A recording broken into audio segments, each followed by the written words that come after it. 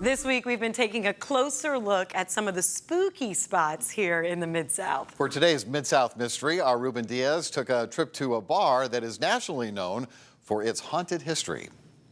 All right, for today's Mid-South Mysteries, I decided it was time to take a look at Earnestine and Hazel's. I've heard all the stories about it, but if you know me at all, you know I'm not about that ghost life, so I had to check it out during the day. Let's go.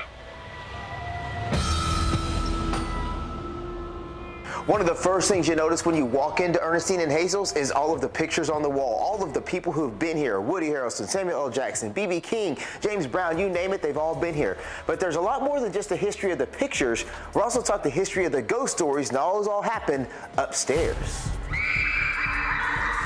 So one of the spooky things here at Earnestine and Hazel's is apparently the fact that the jukebox listens to you and plays random music.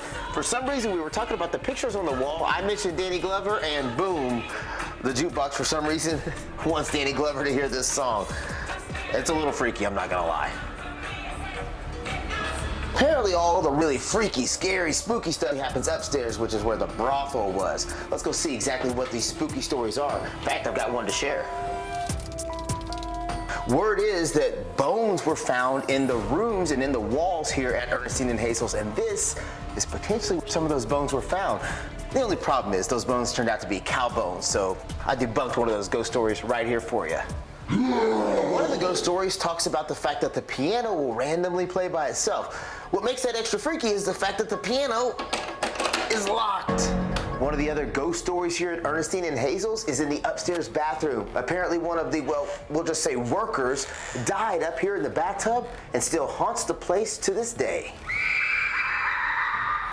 One of the other stories that we keep hearing is that people say when you're upstairs in these rooms and you take pictures, that you can actually see faces in the pictures, which goes along with the writing you're gonna see on the wall.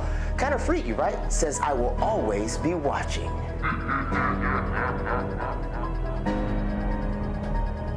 Actually been on that second floor, and at night too, so Ruben was smart to go during the day. Yeah, it was creepy up there, I'm not even gonna lie. Yeah, I wouldn't go again, but.